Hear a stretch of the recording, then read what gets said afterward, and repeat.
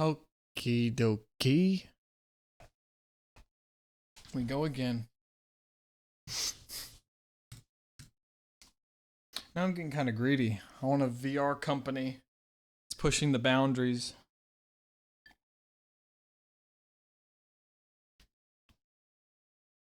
We have like 3 chefs in there. Everybody's eating shit they order designed perfectly for the nutrition, fed at regular intervals, and everybody's max productive. I guess that's what you do when you... That's what those companies do. They're like banking divisions and big IT companies, and they have like, they call them campuses. Not just you don't just at a building at work. You're at a campus. You have a cafeteria there, and Jesus. But I don't really need that. But that just a cool idea. That way people are fed regularly, you eat all the shit at work, and then you eat big right before you go, and then boom, you don't have to have dinner, you've already eaten all the shit for the day. Maximum productivity, maximum fun, maximum food enjoyment. You order what you want. Have chefs, each one of them, there's like 3, not a huge amount of people, like 20 people at the company. But we pay the 3 chefs $100K plus a piece to do exactly what's needed, and they're god tier, and they're taken care of, and they enjoy it. Alright, so yesterday I made a program that used Mersenne twisters. Mersenne, I don't know. Fucking some of these damn MTs to get some randomish, some pseudo-random numbers.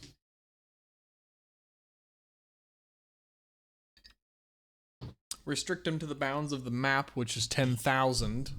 And then passing that function that returns the coordinates, a string, it would then spawn a POI at those coordinates. Village 17 spawned at whatever, negative 5K, positive 2K. 0, 0, these things. No way of making sure things don't spawn on each other unless you store all the existing coordinates or have some sort of simulation or storage of the map, some sort of smaller version that's compact. Something saying, hey, you can't spawn things within 50 feet of each other.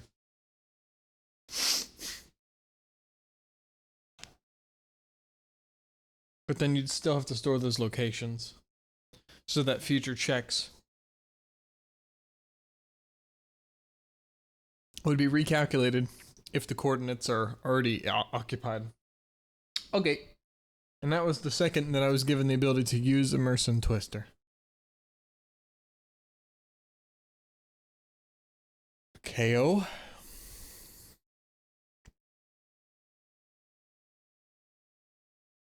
Alright, so here we go. Engine?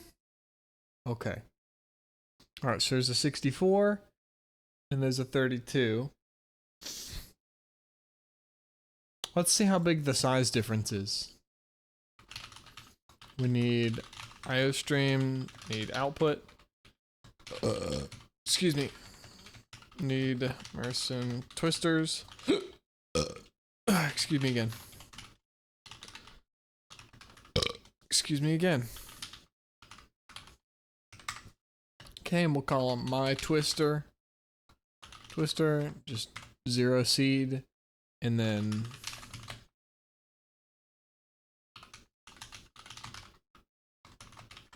oh, and that's why the IDE doesn't automatically fill in the parentheses, because we don't necessarily know what the operators are. We don't know if we're just calling it as an identifier, like before standard exit. One sec. So we'll do, like if I had a function and the function call or report or output one of these values, and then we do standard at exit that function. Let's say it's called print twister. Okay. We would do standard at exit And we would need C standard library included as a header. At exit, print twister. Not print twister call, just print twister. And then I guess it would call it later on. It would add the or the parentheses. Okay. So we will output my twister and then do a line. And then we'll just do the same thing again real quick.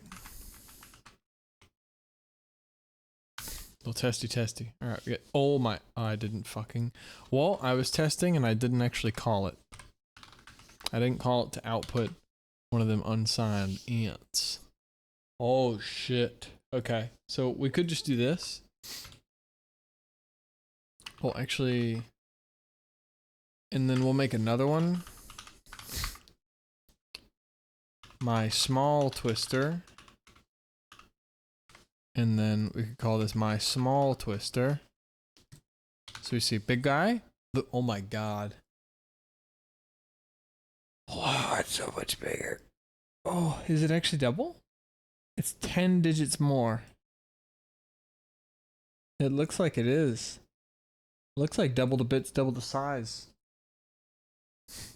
Yeah, because it's outputting in decimal. My god. Yeah, because, well... Yeah, it seems like double, right? Because this is, so we've got 1, 2, right? These are powers of 2. 4. Oh, but 2 and 4. So that's 4.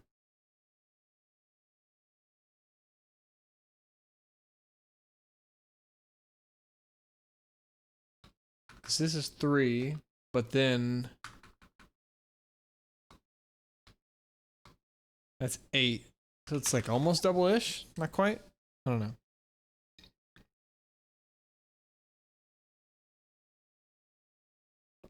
Oh, wait. It's not double the number. Yeah, duh. That was so stupid. Math, hello? Brain, Ethan? Yeah, when we get these two values here, bro. Hold on. Hello? Oh, I didn't. I accidentally went and did Control Z one more time than I should have. Bro, this is not double this. This is a bajillion times bigger. It's at least 10 million times larger. Double the bits, way more. Hello? It just so happens that at a very small amount. Oh, 1 bit. That's 1. 2 bits. That's 2. So this is double this. Okay. But double the bits is not double the value, bro. Okay. Alright. Yeah, no, because 1 bit is basically double the value. Excuse me. Alright. Or 1 more is almost double. Okay, straightforward. So we're instantiating one. Which is interesting. So we're creating one and giving it... It looks like we're value initializing a variable, but we're creating... It looks like an object and not giving it a seed. So it had the whatever the default state is the current state instead of us changing it from the default. And then all we're doing is calling the function version of whatever this thing is, an object, I guess. We include random, because that's where the shit is. Cool. A 32. Okay.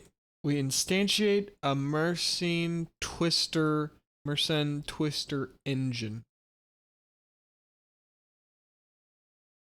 Each time we want to generate that, we call. So it seems like there's an object in... Oh, here we go. Let's fucking go, son. All right.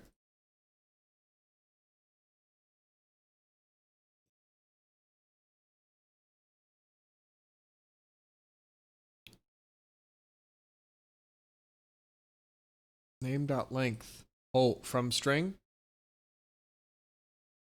Dot length.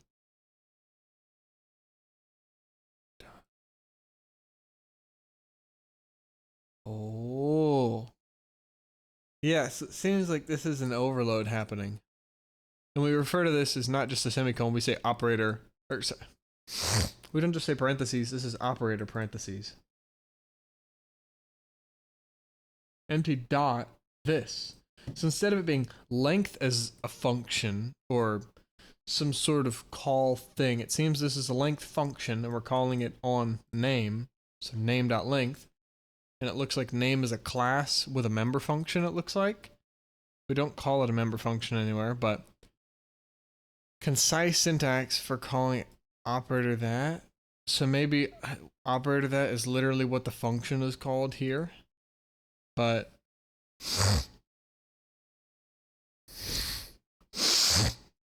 what if we do, so if we type in operator,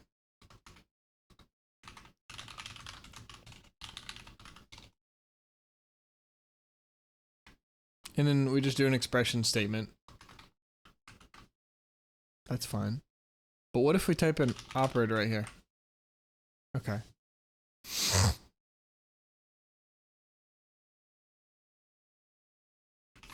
Alright, so that's just how we refer to shit. It's not actually what it is.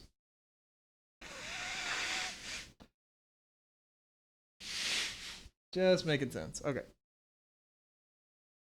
So that is a concise syntax for calling it instead of dot that. Is it actually called that though?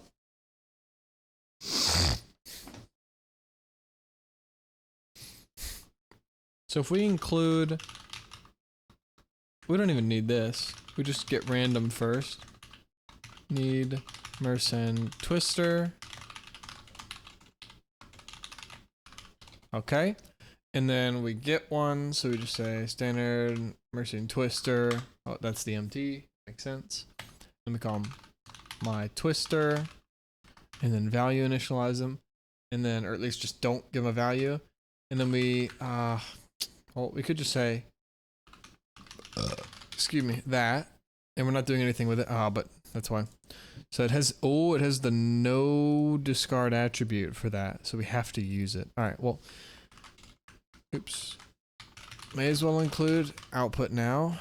Need output to display empty values. Okie dokus. And then we'll output that motherfucker via character output. Hello. KO. So we have that. And then let's just end the line too. I don't like not having an end line. Alright. So we're gonna do this, but then what if we did dot that? Oh no. Dot? What if we did that? A pointer to a bound function. Oh, so maybe that is the member, but you are not allowed to call it like that. That has all this shit.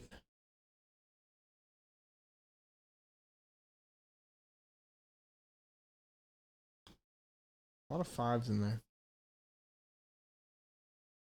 Non-standard syntax. Interesting. Pointer to a bound function. So it's a bound function? So it's like it exists, but I can't grab it. Okay. I guess that's a function pointer where I'm like actually trying to reference where the function is in memory or something like that. So sometimes we do dot length or dot and then the function name, but sometimes we can just do parentheses because the function, it seems like the function is literally called operator and then the two parentheses. And then length is a function that's called length and then the parentheses. So in this case, the function is literally the parentheses. Or it seems like, well, it's operator that, but we can't call it by doing that for some reason. Okay, noted. The advantage is that we don't need to remember the function's name. The advantage of using that... And if the function is local, or, well... It seems like it's a member function. Do we call this member? No. This dot shit, it seems like we only do that when there's a class and there are functions that are part of it. I don't know what the class functions maybe are just called member functions. It seems like those are like local to the class. Like I can't just call this parentheses shit. I have to do Mersenne twister parentheses in order to call the function that is just operator parentheses. I can't call it operator because this is how he's defined, but how you use him is this. Whereas normally something is defined as length, and I call it as length. But in this case, it's got a nickname, like some weirdo who goes by a nickname that isn't his or her given name. That is weird. But fuck it. I mean, your name's Mersen, so obviously you're already probably kind of wonk in the head. All right. Don't have to remember it. Okay, doke. So I guess you could name it whatever the fuck you want, and then just have the parentheses because there's no other function. There's just like sword, okay? And you have sword, and then sword is a class, and then it has some member function, and we just say, motherfucker, it's operator parentheses. Okie doke. Maybe you can do it with other things too, but in this case, parentheses, just to call the function. Doesn't have a name, and the whole point of that function is to get value from that sword, the base damage, and then maybe it gets multiplied by the character strength. So maybe the sword is from 10 to 20 damage, and then maybe it's like times 1.1 if the guy has 10 strength. If he has less, it's times point, or it's just times 1. And if it's less than 10, something like that, then it's 0.9, or it's down 10% per strength he doesn't have, something like that. So the whole point is, the only time you call sword parentheses, you're not calling a function called sword parentheses. You were saying sword basically dot parentheses, or dot whatever the function's actual name is. Say operator parentheses. All it does is return the value of the sword. Nobody gives a fuck about any other part of it. You're just getting a random value from the sword, from 0 to, or from whatever the range is, 10 to 20, we'll say. Instead of having to do the name, we just say, okay, sword, and then parentheses to give me what the sword does. All a Mersen Twister does is give you a random number. All the sword does is give you the damage it just did in that one call, that one use of the sword.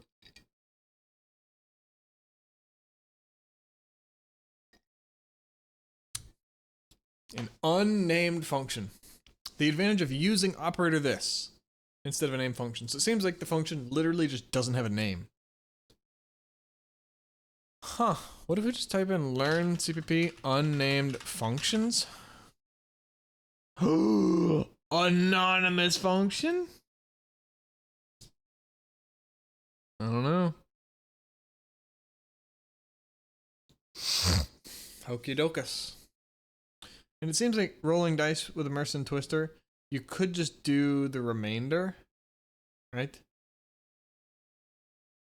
Instead of generating it and then getting the remainder, because maybe the types of numbers it generates are prone to certain types of other numbers. So they only generate the full range. Yeah, because when you make it, it generates what it is.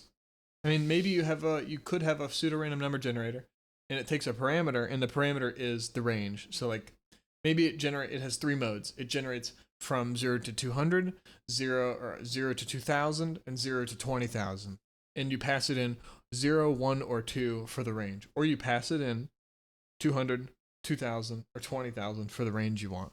So in this case, what if we just did a remainder and then just made that whatever the number was? It seemed like it was working yesterday with 10,000 to lock it to the map boundary. Excuse me. We'll just do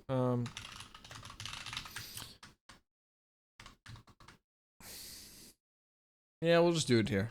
I like making header files, but include we need IOStream, need to output empty values, include random, need Mersen Twister, and then we'll have a function that is just, oh, maybe we don't even have a function. That's fine. We'll just do this.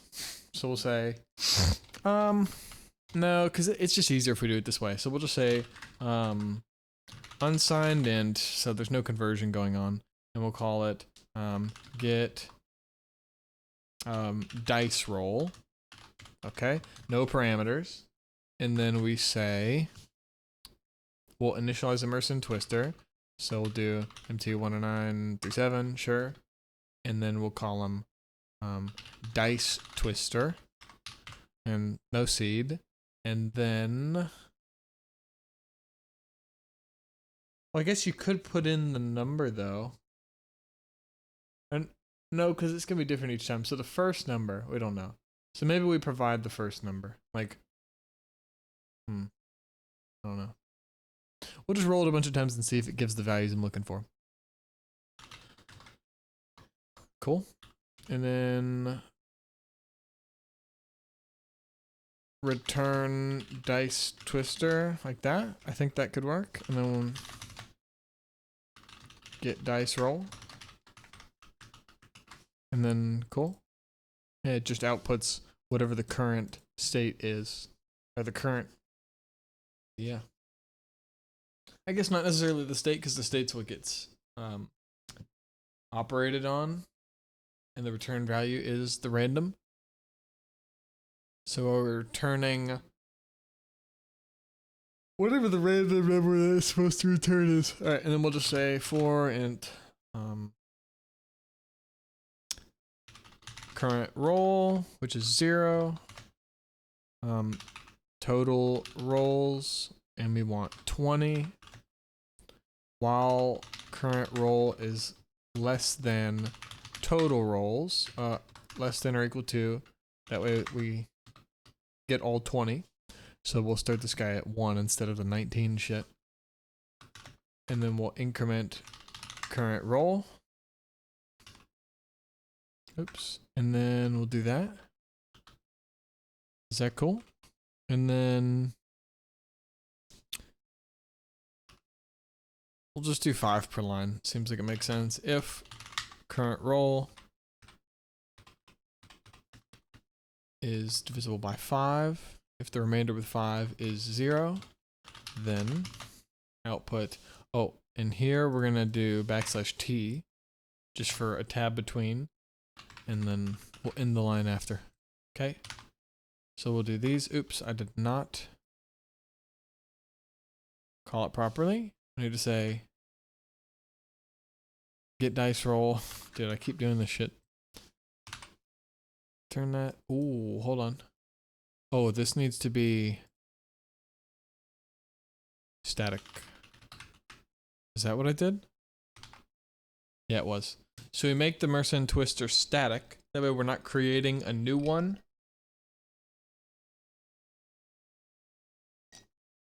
Like a new instance of the twister.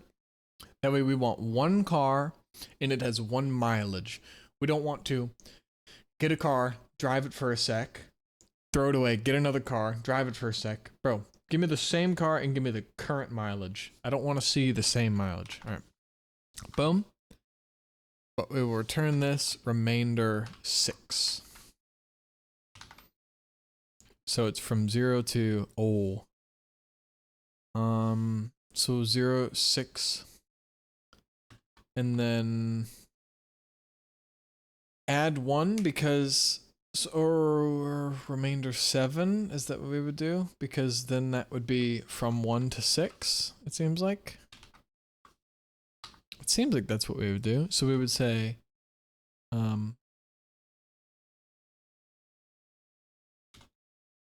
int desired. Would we, is there an issue here if we're doing, I think it's, is it converting it to an int? If we're doing unsigned, or does it convert unsigned? I don't remember. When you have an operator with 2, which one it converts? It might be converting it to an int. We'll find out. Int, max roll, max roll value, and we'll call it 6. And do we want static or just to create it each time? It seems annoying to create it each time. We could say there's a global, or we could say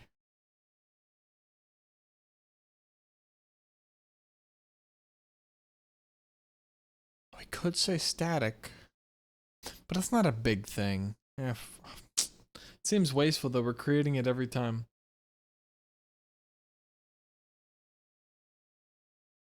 Well, we could make it global somewhere. We could make it, and this should probably be const because we're not changing it.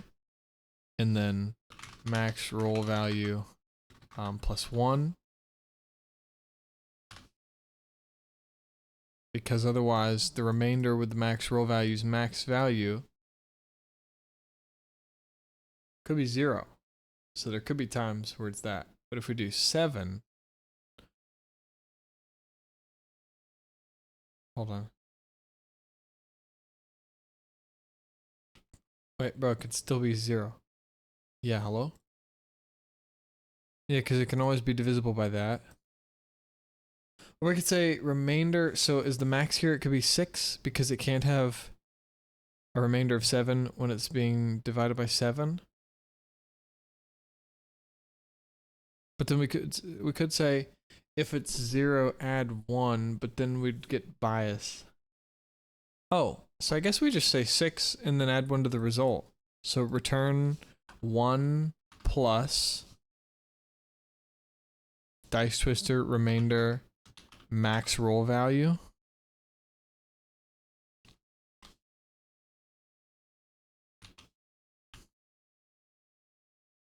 And then put these guys in parentheses. Yeah, that's the answer. Because if we do remainder 6, it could be zeros. But we could do remainder anything, and there could be zeros, because it's actually divisible by that.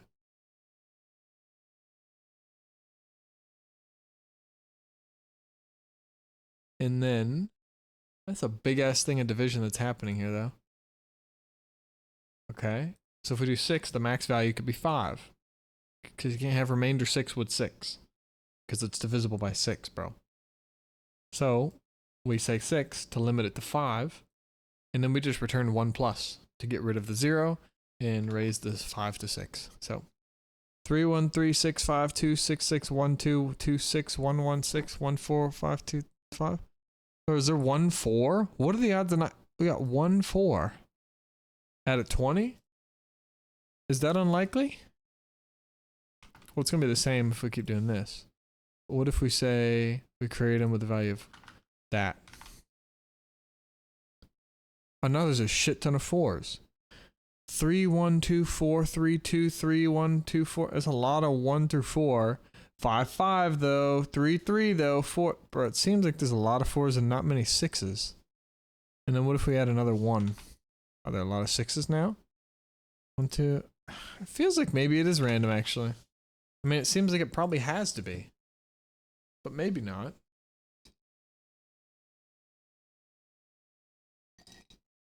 Maybe the numbers, some of them are more biased to be divisible by something because it has not the periodicity, but I guess the distribution of the numbers. It looks like, oh yeah, these numbers aren't the same, so it's doing them.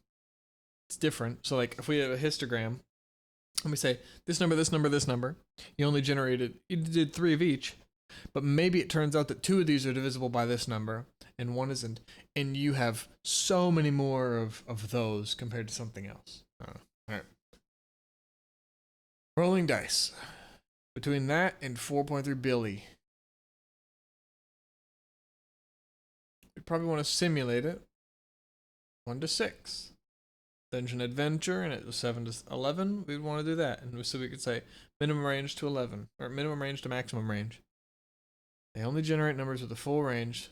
Convert a number that's output into a smaller range. Makes sense?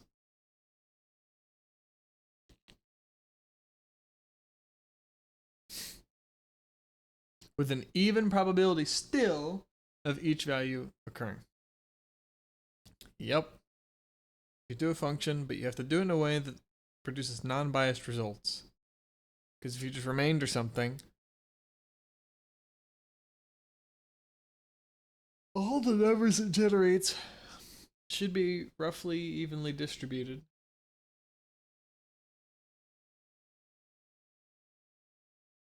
So I mean, it should be, like if we say 1 to 6, generate from 1 to 6, and then we divide each of those by 2.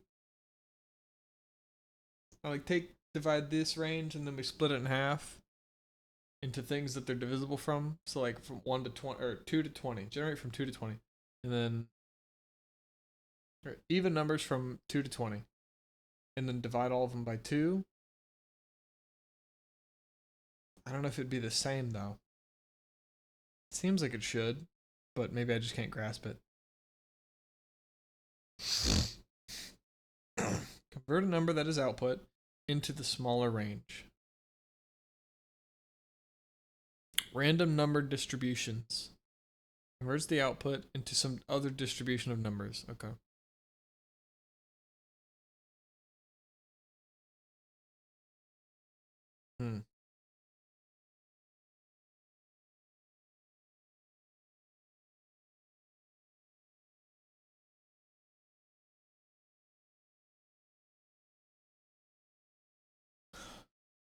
Outputs between two numbers with equal probability.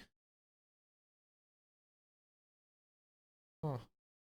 It sounds like it's a random number generator, bro. Isn't that just a smaller random number generator?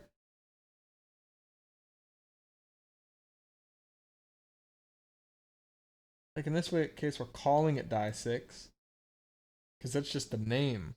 But the thing is this. A reusable random number generator. Oh, that's almost exactly what we've been wanting the entire time.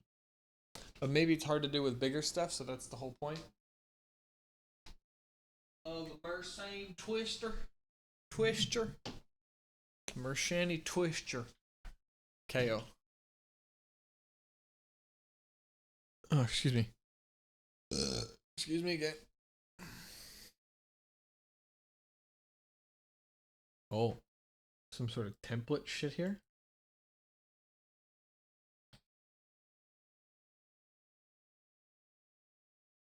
Okay. So the Merson Twister and that.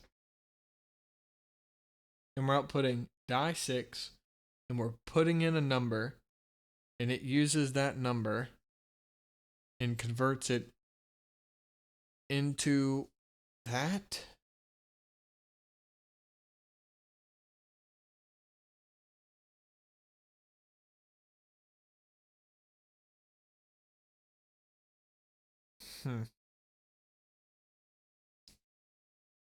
What if we didn't pass it anything?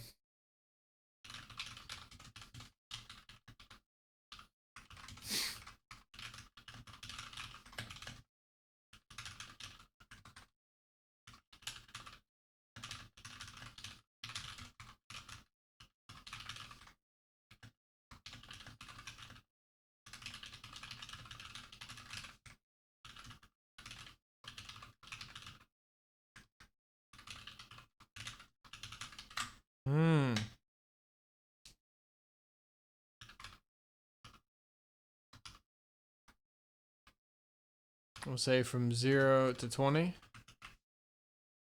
It's cool. Doesn't need to be used. And then we'll say Merson Twister.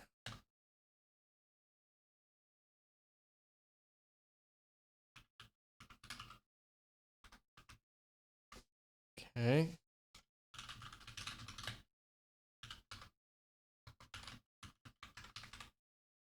Does it need a parameter? Yes. If we say 3. Uh-oh, hold it.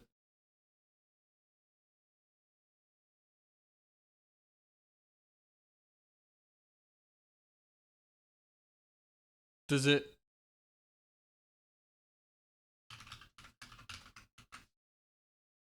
No. Hold on. We have that, and we have that.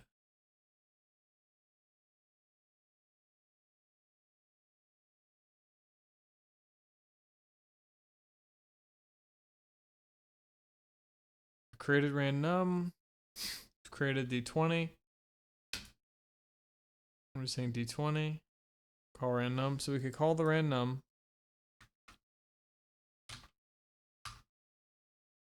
What if we called D20?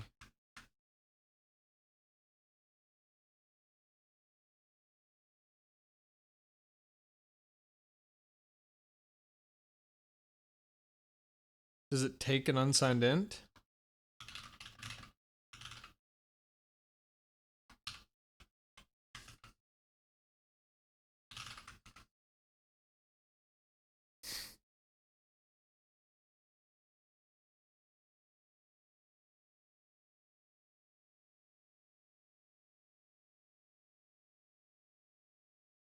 Bro. There's some crazy stuff going on here.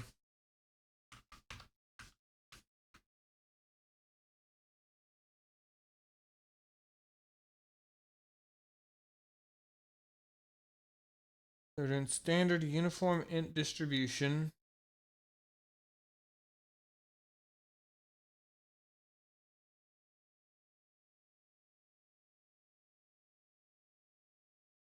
Random in that.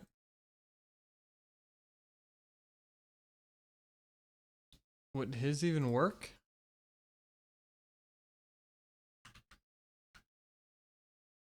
His works. Okay. So what is wrong with mine?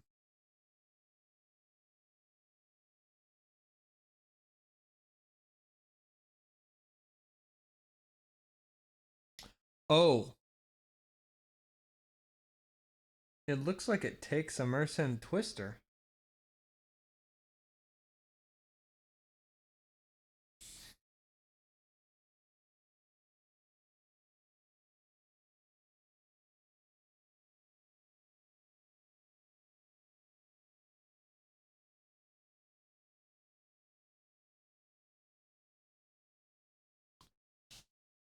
So if I just call this, it outputs a shit ton of stuff. But if we put here D20 random, that works and it picks 17. So it's taking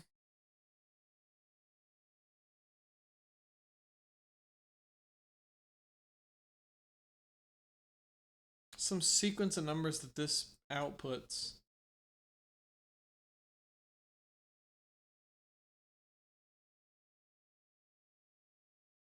Or I guess it's oh, so it's doing the call here.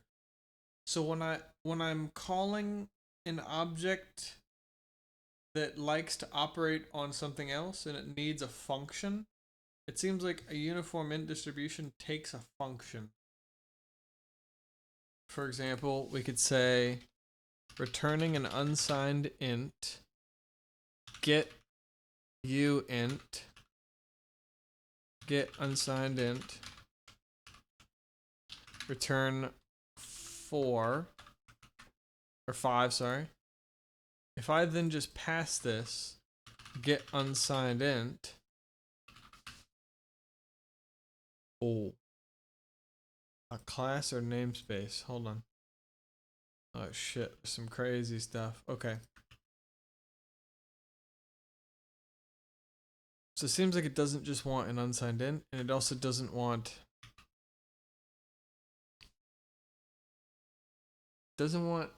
it needs an object that it's taking. So it needs an object or something, that engine that it was saying, that outputs a number so that it can call the member function of that. I can't pass it a normal function. I can't pass it any of the shit that I normally want to. I have to pass this guy. It seems like a Mersenne twister object, or at least some sort of object that has an operator function.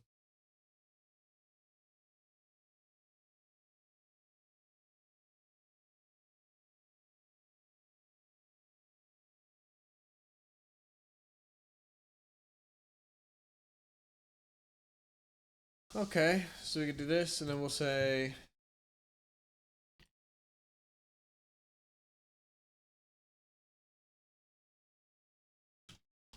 get random. I don't know if is it unsigned int, I guess. Get random or get d20 roll or roll d20. No parameters. Just call this hello. Okay. Oh fuck! It's copy and pasted, so now the damn text is all fucked. Okay. And then we'll make these guys static, which is okay. We're not returning it, which is fine. Return D20.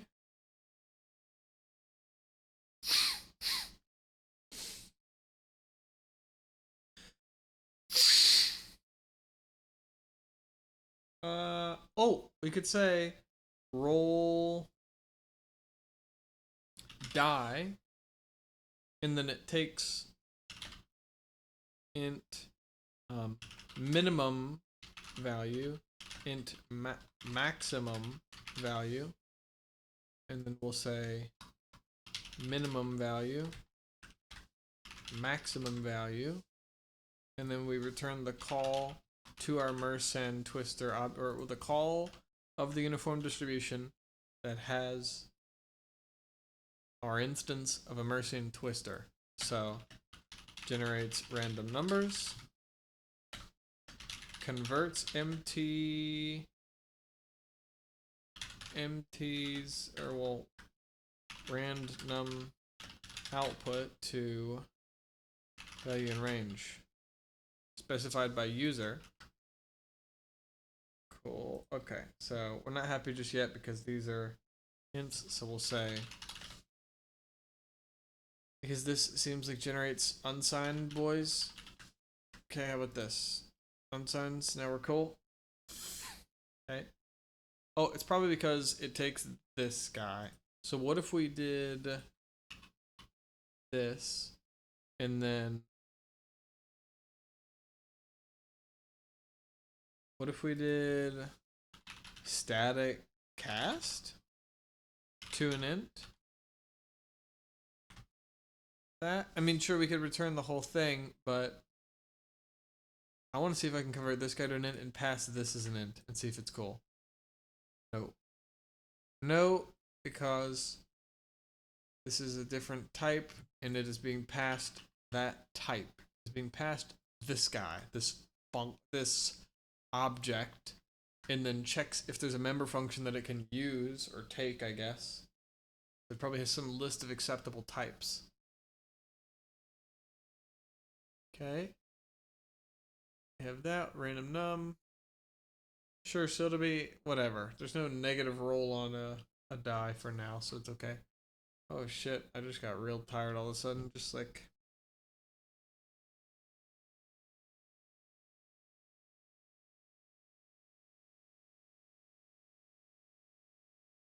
Maybe the food started digesting the food coma begins. I made lemon chicken, put a bunch of thyme and garlic, and then I put in too much pasta. No, not enough, because I just ate too much pasta early, and the chicken was left later. I don't like that. I like when the chicken's done and then the pasta's left. Oh. I never have the discipline to eat the pasta later. Or the smarts to just eat properly and mix them. Okay. So we're initializing an instance of this Mersenne twister. And same thing for this uniform integer distribution.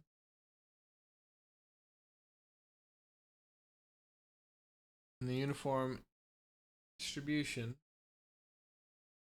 outputs some sort of values that must match the types of inputs, or it just has to be an unsigned int. I'm guessing because this guy gets passed an unsigned int that he's going to return that type. So there's like some sort of template looking thing where you pass him a bool, he returns a bool. You pass him an int, he returns an int. You pass him a whoever, he returns a hoo-ha.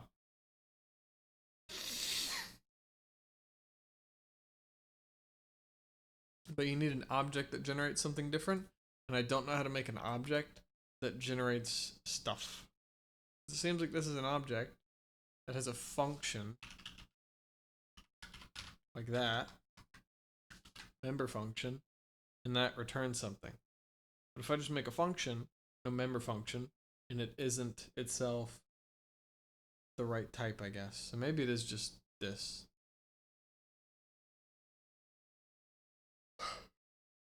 Alright.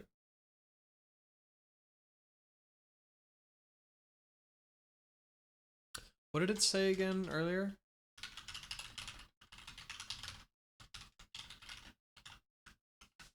We just did this, and then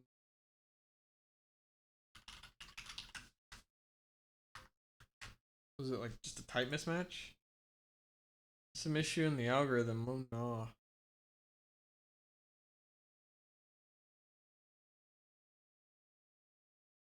And that's just a warning. So there's other shit that's happening. It seems like it needs standard this guy. So it sees, oh hey yo, the thing I'm being passed is not from standard, buddy. That's not right. First of all, just like whatever. I don't remember what you call it, but it's when you're evaluating a condition.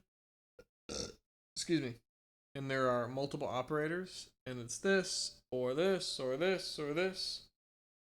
If that's the case, if any of them are true, into the operands, the whole thing is true because we're talking ors here, talking cold hard cash here. Get the mystery box. If the first one is true, compiler can say, "Fuck the rest, dude. Good to go." So here it's saying, "Hey yo, the thing you passed me is not from the standard library. Not what I want." So maybe I could add, I could is it encapsulate? No, it's not encapsulate. That's when you take something, like a global variable, and then you encapsulate it by making a function that returns that value, but then you make that variable have internal linkage so it can't be accessed elsewhere. But the function you leave with external linkage so it can be accessed elsewhere. Like a constant you don't want to touch, or something that you can touch but you don't, something like that. That needs to be touched only within this one file. So you need to get the value somewhere, but not let anything else fuck with it. Okay, so in this case, we are initializing this Mersenne twister. Same with the uniform int distribution. We're passing in the return value of this guy, the Mersenne twister, which generates unsigned integers here. And I'm passing this guy parameters, which match its return type. Because otherwise it's going to be taking unsigned ints and then trying to fit them using ints. It's going to be picking ints, so it's going to have to convert an unsigned int to an int. Here it is. Oh, convert int to unsigned int. So it looks like it actually converts the values it gets to whatever the return type is. Okay. And converts random number, random MT random number to desired. Or restricts, or yeah, converts MT number, MT return value to value within uniform int distributions range. Okay. And then here we'll just say enter the min and min roll range. Oh, we could say maybe these get picked in the beginning, or we could say roll and then, so like we're gonna say standard roll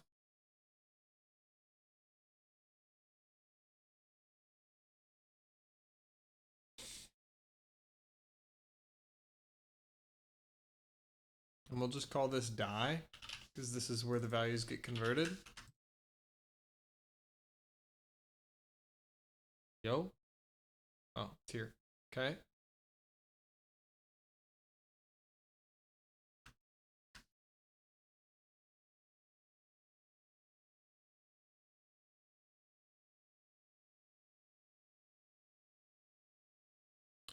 Would we want to pick this one time in the beginning, or would we pick it each time? Roll the die, and then you say min and max value. Or we could say min value is 0. We already know the min, well, but we might want a range of something. So roll.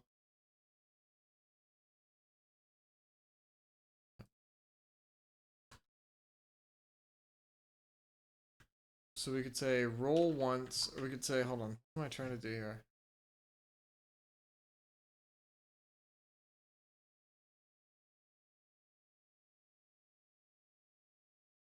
So we could say pick how many roles, and then we could say int user role count, and then extract it from user input, middle character input, okay, user role count, and then for, I could say null statement and then that, or we could include user role count. This function is within, so it can access user role count. So we could just say user role count, okay. And then, so that's total. Oh no, we could say current role count. So we start at 0. So if they say 3, we want to start at 1 actually, because the minimum is 3. And then we also kind of want to do while so that they do at least 1, but maybe not. So we could say, oh, well, it just wouldn't do it if it was already 0. So, yeah, because 1 wouldn't be less than 0. Okay, is less than user role count. Oh, hold on. This guy for current role count. And then do we say user role count? And then while current role count. Ooh, yo, hello? Role count. What the fuck? Oh, I didn't specify. Int. And then I guess we can just leave this guy out. So int current role count. While current role count is less than or equal to user role count. And then we're going to increment current role count. Okay. Still, only issue here is we have no null statement. So this guy just keeps on doing stuff, I guess, and return doesn't get reached, something like that. Okay. And now instead we'll say for this,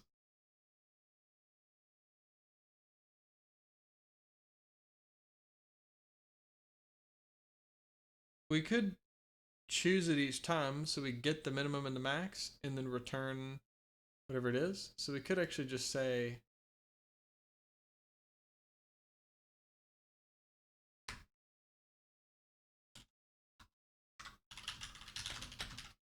minimum, I mean, and we wouldn't want the user to put in minimum roll value. It would already be determined based on the weapon damage and whatnot. But in this case, we're saying, hey, yo, we're talking Cold Hard Cash. We're talking D&D Beyond. Roll the D20. And it would say D20 and we know it's 0 to 20. Maybe it's some sort of custom shit. So they have to say it each time. Minimum roll. And then we'll say unsigned int, min roll. And then extract min roll. And then output max roll. Unsigned int max roll. Oops. Roll. And then again, character input, take, oops, max roll. And then this guy will be min roll. This guy will be max roll. And then we could cap it so that if they say negative, and if this is an unsigned int, it won't even get.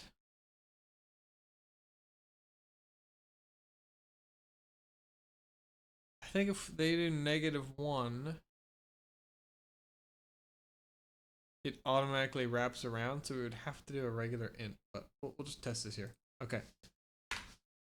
So they say how many rolls, and for each roll, they say, okay, I want to roll from 0 to 26. And then we say, okay, let's get a random number, and then convert that to whatever your parameters are that you've selected, 0 to 26, and then we return it. So this is the converter, and then we do the convert. We return the convert. And these are both static. I don't think this guy needs to be static. We just need the Mersenne twister. That way we get different numbers each time. And then here, we will say,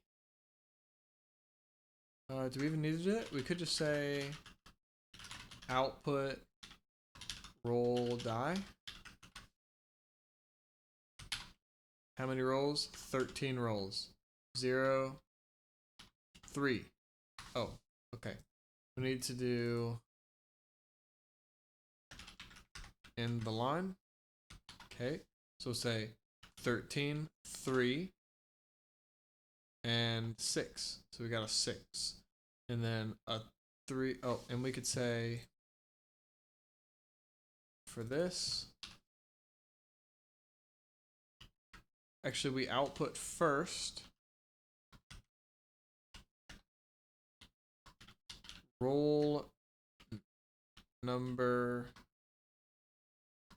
yeah. Current roll count. And then space. So we'll do 3, roll number 1. Oh, and then we should probably end the line. Roll number this. And then we'll just do, yeah, inline. 3, roll number 1. Oh, and then I also want roll number this. Like that. Okay. Nope, because it needs to be after the number, not roll number something 3. Roll 3, colon, and then end line. Fuck. Okay. 3. Nice. We're gonna do from 6 to 10. Oh, and we could say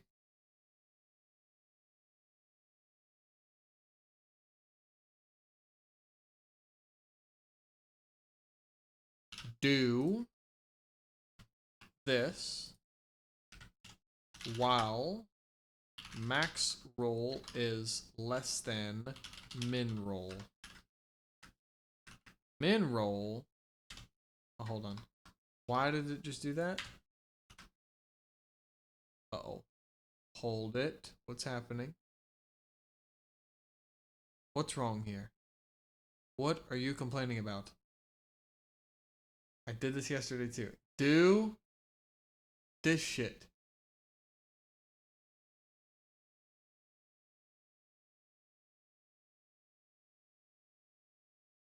Is it because we're initializing shit here?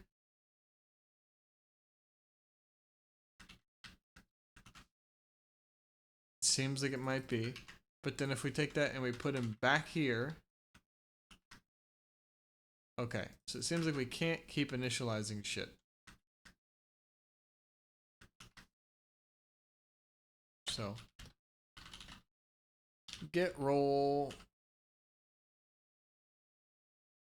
for user get roll within user specified range. And we could specify user range and then call roll, and then it just returns the range. So we could say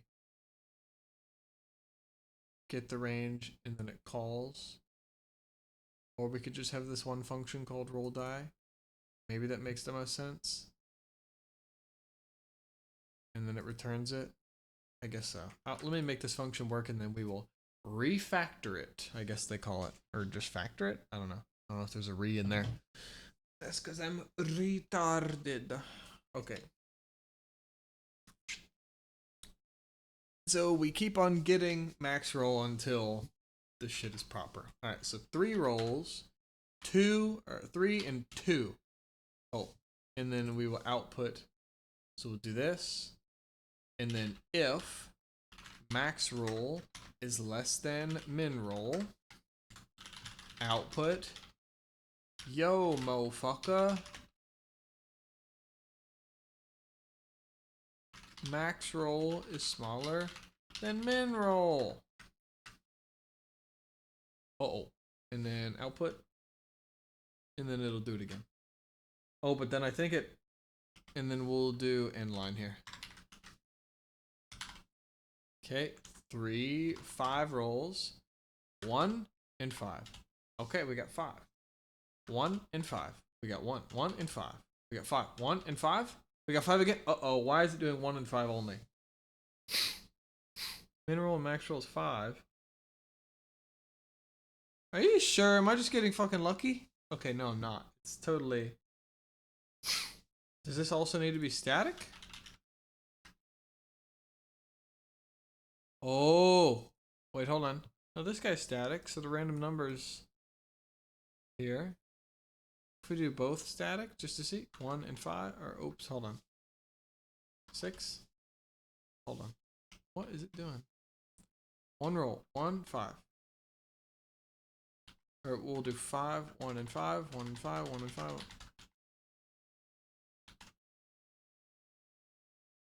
Oh. And if it's less than or equal to, less than or equal to this.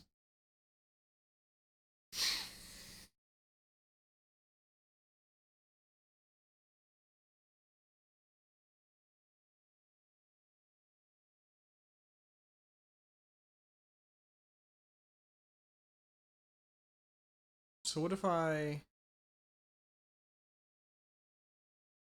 remove this?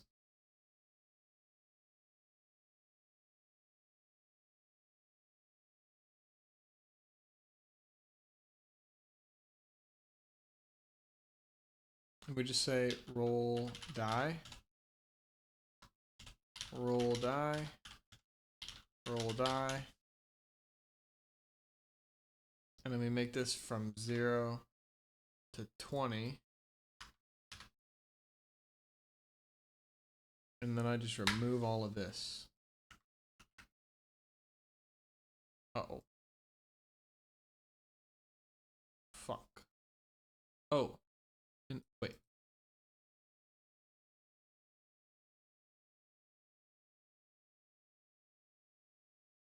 Int to that. So we could just return an int. Is that the issue?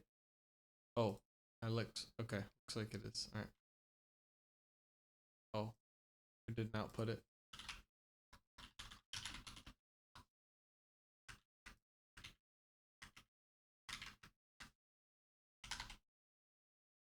Oh.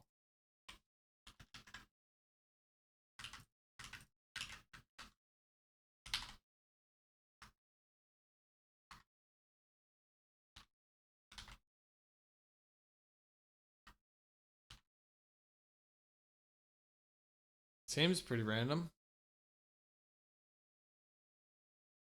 So what was the issue before?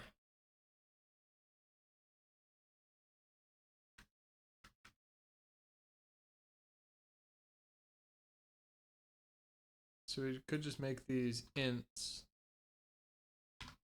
and then return an int.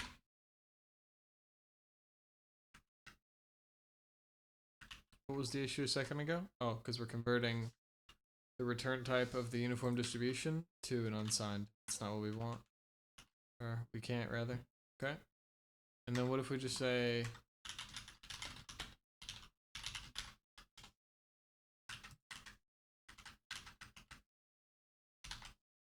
Oh, hold on.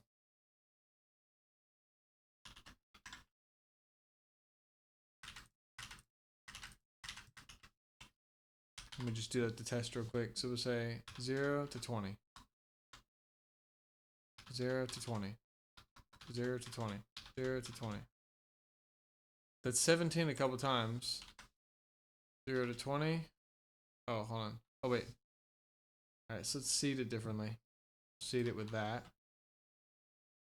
And we'll do 0 to 20, 0 to 20, 0 to 20, 0 to 20. What are the odds of that? Okay, and then we'll just put that in there. And then we'll try it again. 0 to 20, 0 to 20, 0 to 20. Okay, maybe it is good. Alright. So we'll just test her out. For I0, I is less than 20. So we'll do 20 runs. Plus plus I. Output roll die. And then tab. And then if I divisible by, I'm gonna say 1 and then 20, then less than or equal to. And then we can say if I is actually divisible, if the remainder of it and 5 is 0, in the line. 20 of these. Oops, this is an int I. 0 to 20. 0 to 20. Oh, hold on. Oh, these are all individual, so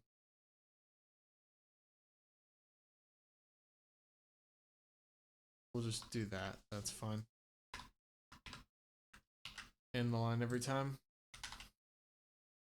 Let's make this a better practice. Int I current roll. Total rolls 20. And while I is less than or equal to total rolls. I like that better. Oops. Current roll. Oops. It lengthens things up a bit, but I like it. Okay, bro. Wake the fuck up. What's happening here? Line 28. What do we... Oh, what the fuck happened here? Oh, I was trying to do... Run the program 0 to 20, 0 to 20, 0 to 20, 0 to 20, 0 to 20. 0 to 20, 0 to 20, 0 to 20. Yeah, it seems good.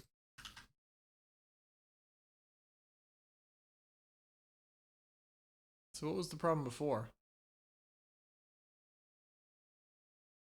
We're getting 0 to 20 each time. And then...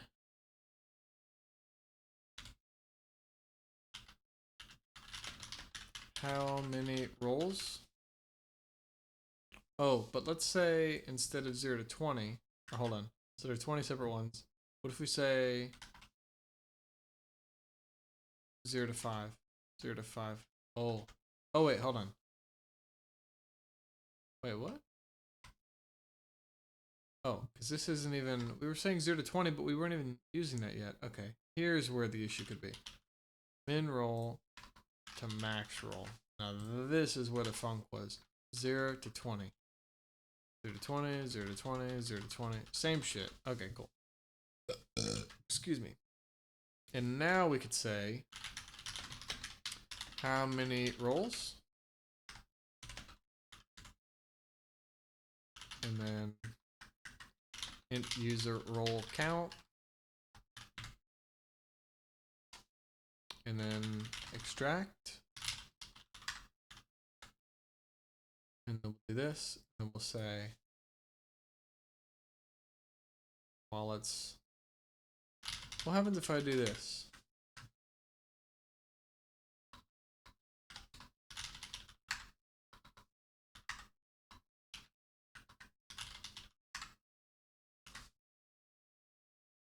Yeah, because we're hiding it because this is a new... So this is where the new definition shit happens. I was just making sure. We don't want to put the same shit in here. This is where definitions are occurring. Is it roll count? Okay, so if we say... What if we say 1 roll, 0 to 20? 17. What if we say 5 rolls? 0 to 20, 0 to 20, 0 to 20, 0 to 20, 0 to 20. 1. There we go. That. Okay. And then what if we say... So we'll output roll number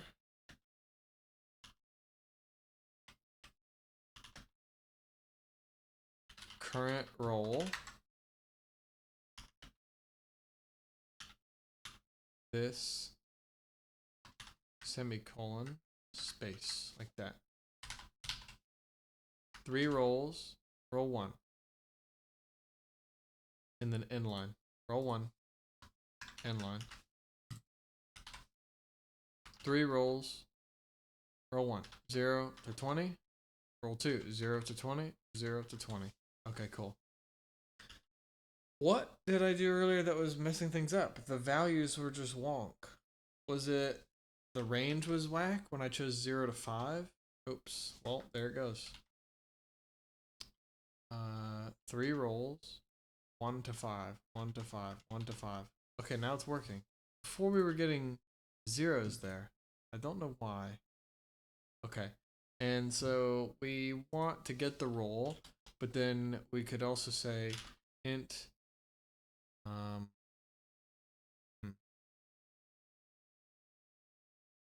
we could have a helper function that gets the minimum and then gets the maximum, and then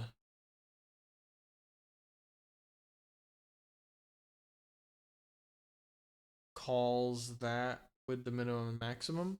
So we could say get roll info.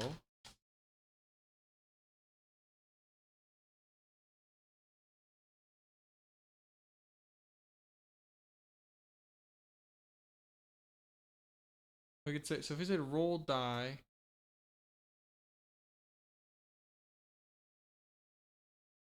what if we say int roll die, okay?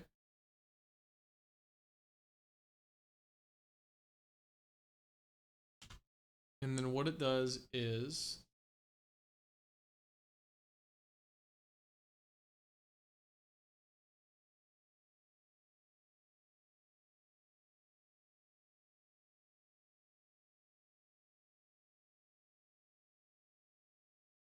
has two numbers, two integers that are initialized as those. So choose the number of rolls and then roll die. Okay, so we could say int get roll range.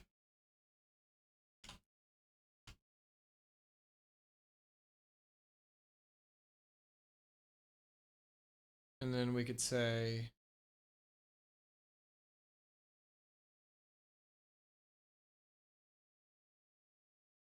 is that too much though?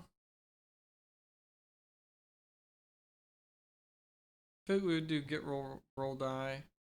There's roll die and then there's get roll result. And this is getting the roll info.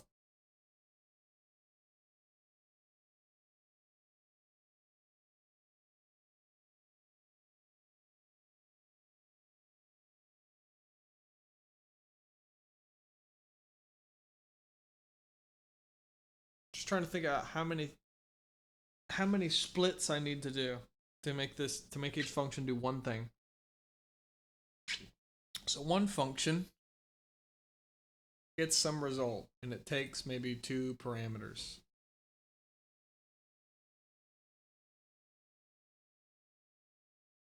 And we could say roll die and it returns a call with those parameters.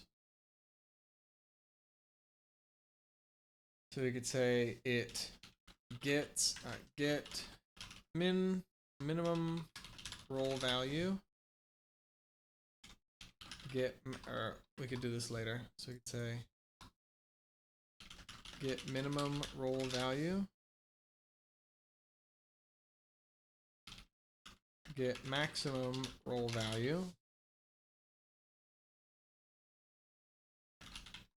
Get return roll result. Okay. And we would say return get roll result min roll max roll.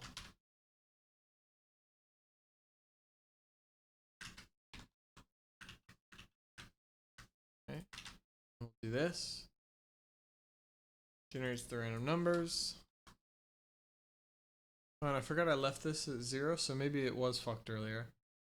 Maybe the chances actually are 1 5 1 5 1 5 1 5 1 5 2 3 1 2 5 6 4 or 5 4 from 1 to 5. Okay, and we could say this takes 2. This takes int min roll, int max roll, and we'll just keep these names. And then turn this. It's good. Hold it. Line 30 is wonk. Why? Uh-oh. Oh, didn't return. Get the minimum roll value, the maximum roll value. And we could have the different functions. So we could say another one, we could say int get user int, and then we could say this.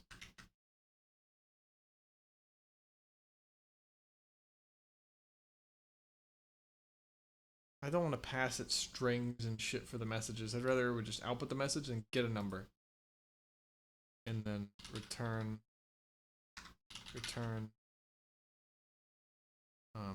user int.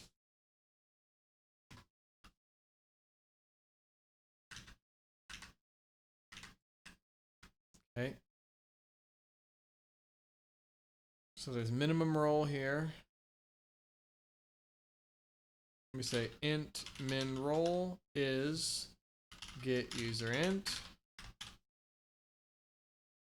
And then there's int max role.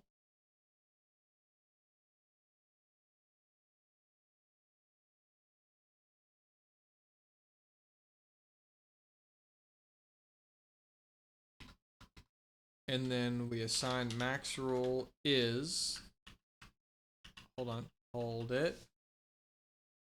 Yeah. So max role is get user int. And then if the result, let's see, are we good here? All right, seems cool. Straightforward. Get integer from user. Get or return role value in range, in specified, in parameter range.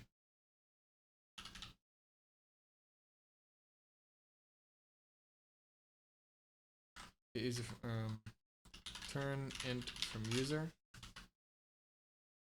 and then return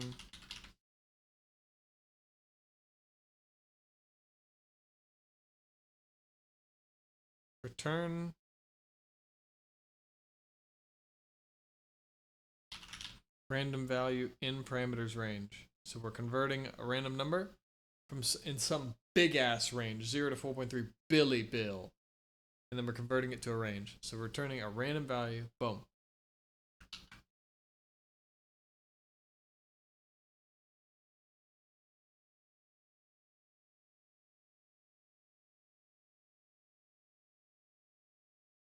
Okay, and we'll return. And this will be a random number, and then okay. Return num range or roll range or convert roll to range, maybe? I don't know. Or this is a user range? I don't know. Could be a bunch of shit. Okay, so we can get integers from the user. We can pass this guy 2 integers and return a value between them. Return random value inclusively between 2 passed ints. And then return role within user specified range. 2 ints. Min and max. We say the minimum role, and then we assign it. And then we say maximum role exists. And then we get them. Assign them. And then we keep getting them if it's wrong. If it's too big. Re-get max role value if smaller than min role value.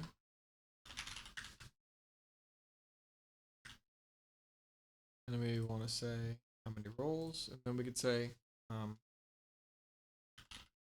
int or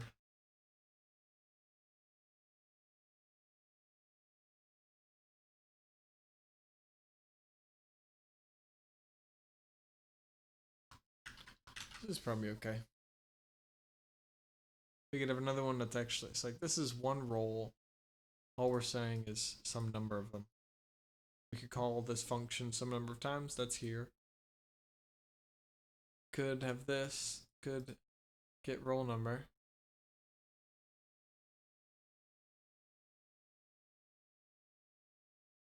But then this is just getting an int. So this is just how many rolls?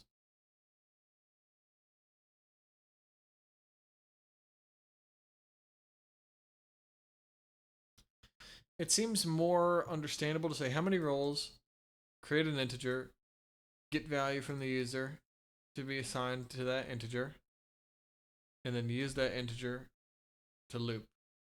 Then how many rolls, and then in this loop, get a number and assign it. It's like we could do this and then say user roll count is get user int.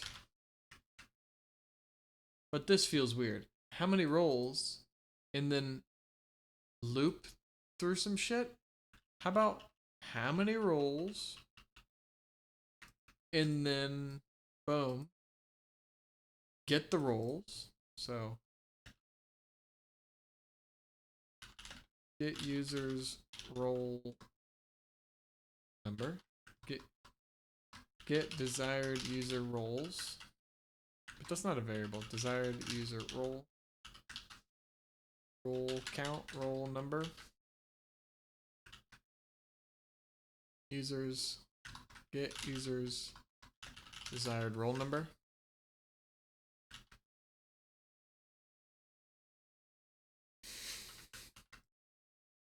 And get that shit instead of going up here. This is more modular for sure. I wrote code, but just to make it more readable.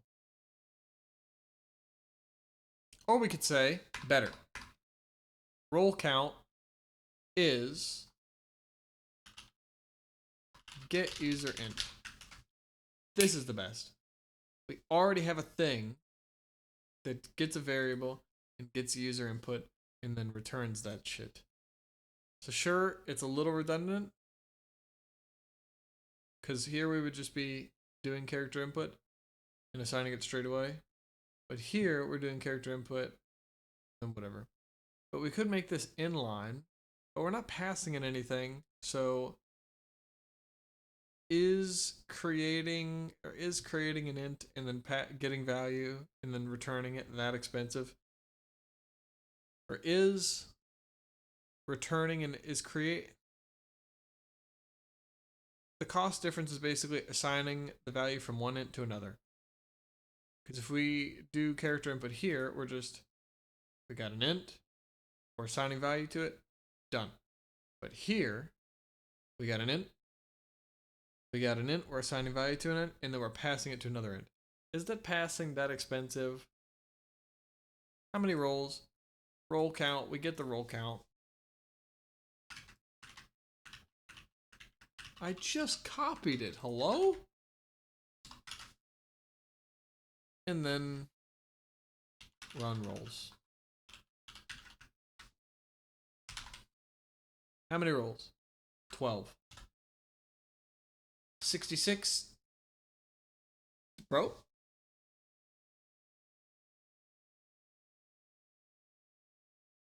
Minimum roll? Oh, here we go.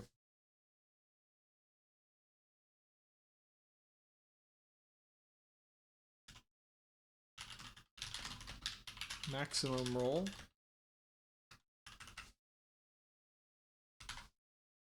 12 rolls. Minimum roll, 66. 67. We got 67. 66, 67. 66, 67. 66, 67. Oh, 67 again? Oh. Oh, okay. And what if you say 0 to this big ass number? Uh-oh. What are the odds? Uh-oh. Oh. This guy is static. He only got initialized one time. Womp. 12. 0. 6, 50. 0, 50. 0, 50. 1. Big ass number. Uh-oh. It was too big. So you could also say if it's bigger than a number, but it's not. It's just unsigned. Is overflow an issue here? We're getting a number from the user. If the max roll is less than or equal to, we were overflowing the int. And if it is, we do it again. So was that an issue? What happened if I did that? So if we say 3 rolls, 5 and 4. Okay. So let's do 5 and 5. How about, oh, isn't, or must be greater. Max roll must be greater than minimum roll. Okay. 3 rolls, 5 and 6. Okay. How about 1 and 20? Excuse me. Cool, and it ignored this. It took 20. Ignore that. Then boom. Okay, so what if we say 5 rolls, 0 and 1,000, and then 1 and 2, and then 1 and 5, and then 1 and 5, and then 1 and 5. Oh, okay. Why? What are the odds of it being those two numbers, though? So what if we instead say 10 rolls to test, and we say 0 and 800? Okay. 20, 30 and 40? And then 1 and 5, 1 and 5, 1 and 5, 1 and 5, 1 and 5, 1 and 5, 1 and 5, 1 and 5. It is just chance. See, that's the statistical stuff that is funky. Where a real... So if you had some random number generator and it never gave you sequences like this, where the shit was repeating like that, it is not as random as nature. Nature will have these random little patterns just in those sequences, even without any interference. There's a chance, a bunch of small chances that you get some weird stuff. 2 2, 2 2 2, 3 4 3 4 3 4, 1 1 1 5 5 6 9, 1 2 3 4 5 6 7 8 9. And if you saw any of those, there's a little question. Oh, I see low periodicity. It's supposed to be high periodicity. If it's 1 to 1,000, and I happen to generate 333 twice out of 30 rolls, I'm like, whoa, I got 333 twice in 30 rolls. What are the odds of that? 1 out of 1,000, but then times 30. So like, I mean, really, it's only 1 in like a 1 in 30 chance. It looked like to get it 3 times or to get it like that, but it feels way less random than it actually is. It's not that random. It's likely. So, all right. So now we could say this could now be a function that's called for every attack, and then the attack will get the current information from the player and pass that in whenever the attack happens. So we have attack, and then attack gets this roll, so it'll attack will call roll die, and roll die, and let's see, but it won't pass it. So instead of it being determined here,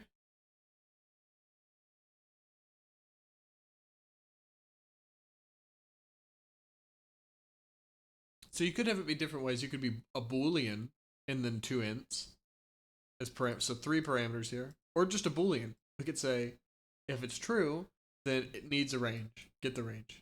But if it's false, then it will instead provide a range and then whatever. So it could either get one or come with one. And if it's coming with one, it needs a range. So maybe it already has a range, a default range, and we could either pass it to change it or not. Okay. All right. I think I've fleshed that out enough. I'll do a little brain break. Feels good. I don't like doing the 30-minute shit because then it's like I'll do a few and then I'm like, oh, I've done 6. I have to do 2 more or something. I have this weird feeling. I just want to go with an idea and then just go balls to the wall until I have fun with it and then make it my own and then eventually end either when I'm tired or something else. And now I'm also incorporating my Arduino stuff. So I have a microcontroller. It's an off-brand Arduino. They're open source. So other companies copied their shit. I think I got one for like $20 or something instead of having to do 30, or maybe it's like 15 instead of 27, something like that. Or maybe it's 20 instead of 33. All of those sound reasonable and familiar. 22-ish, maybe I don't remember. Whatever. But I have an Arduino, little microcontroller thing, and you can run basically C++ in it. And then I have the program on my laptop now. I got it set up last night, right before bed. And then I plugged it in and then was just playing with the program. I just Googled it because I don't know what the default functions are.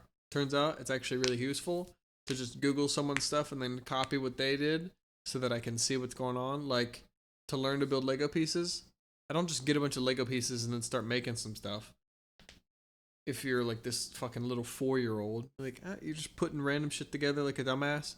Maybe it's good to have a little instruction manual. Maybe it's bad, you could say, because then the baby isn't figuring out other shit on his own.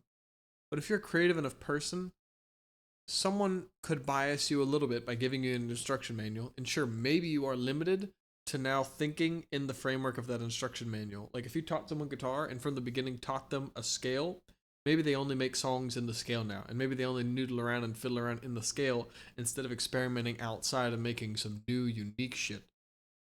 It's probably good for them to do that experimentation, but I think you would naturally arrive at the experimentation anyways. So for now, I just copied someone's code. It's literally like 4 lines of code. Well, it's 2 lines of code. I just didn't know what the thing was. Where you set the voltage of the light to be either high, on, or low, off. And then if you set it to be high, then the light is on, and then you could leave it. But then you could add a delay for 5 seconds and then set it to be low, and then add another delay. If you don't add the second delay, it goes high, delay, off on. Delay, off on. So it never actually goes off. It's never off fast enough to actually change the light because the code executes so fast that the signal never actually gets sent. So you need high, delay, low to turn it off. So light on, delay, light off, delay. So it's actually on, off, delay, on. And I was doing that just to play around. Next step, I'm gonna have to figure out how these relays work. It's like this little mechanical guy where it takes electricity in and then has a third little pin. So there's like a positive and a negative. I guess a ground and a positive because I guess negative doesn't exist. And then a third pin for a signal. So you pass in a signal and then there's an output. And the ground doesn't need to get there. I don't even know if the ground's needed. It seems like, okay, signal in, signal out, or power in, power out. But then you have a signal thing. It's a gate. If it has power, you can choose. But if by default, if it gets the signal, then it will let the power flow through. If it's getting signal, it's like you telling the guy, raise the gate, let the troops in.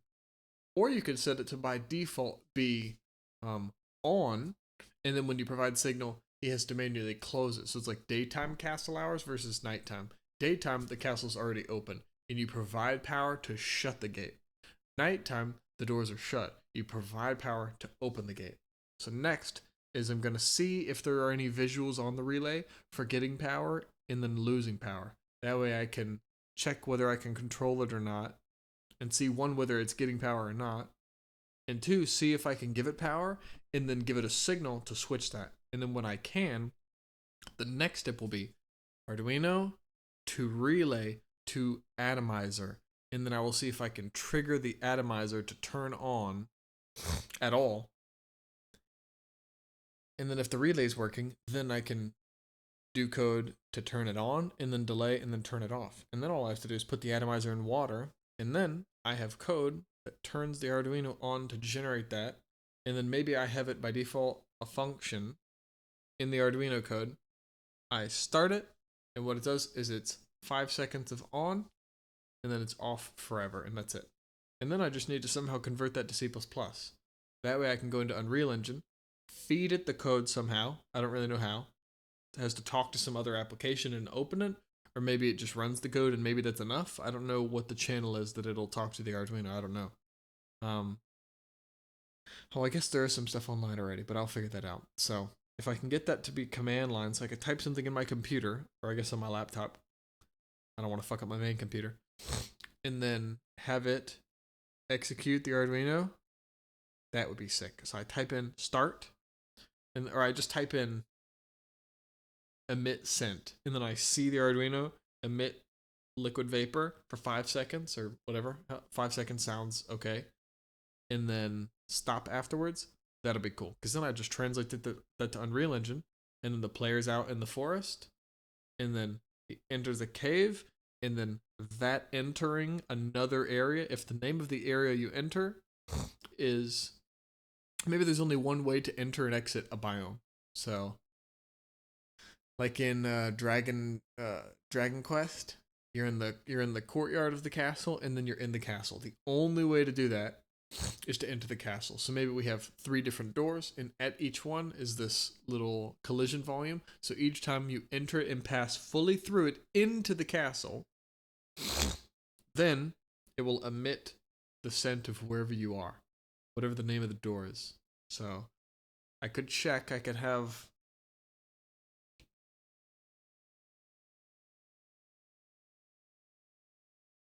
I guess that's what you do. You put it just inside, so that once you enter the castle, it starts emitting it. And then maybe if you leave early, it stops right away. And then if you stay in, it keeps doing it. Something like that. I'm not really sure. So maybe that's what you do. You enter, and it does it just a little bit. And then if you keep on entering and you stay inside, it stops. So it just does that burst, because you don't need to keep on spamming the scent forever. But if you enter and then leave, it cuts it short. It stops. So it just shuts off the Arduino, or by default goes in and turns the power to be nothing. So we can have 2 functions. So we have play scent or stop scent. Play scent by default will stop scent.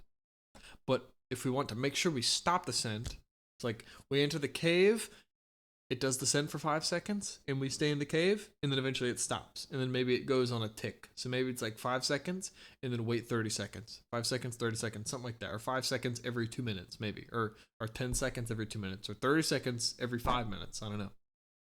And then the second we leave, boom, it stops. That way if we started, we went in, and then we waited a while, and we weren't currently emitting scent, we leave, it stops that shit. It stops the looping. So maybe there's a I don't know.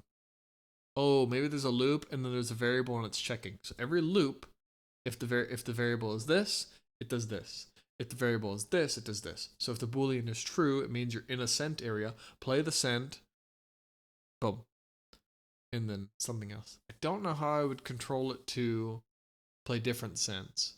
I think it's too complicated to tell it to like do a protocol to switch the scent. I think it makes more sense to have multiple atomizers. Like let's say there's five little different vials of scent, 5 different atomizers, and all I'm telling you to do is change the power of this one, or this one, or this one, or this one, or this one, and that will tell you which relay to turn on or off. Maybe. I don't know.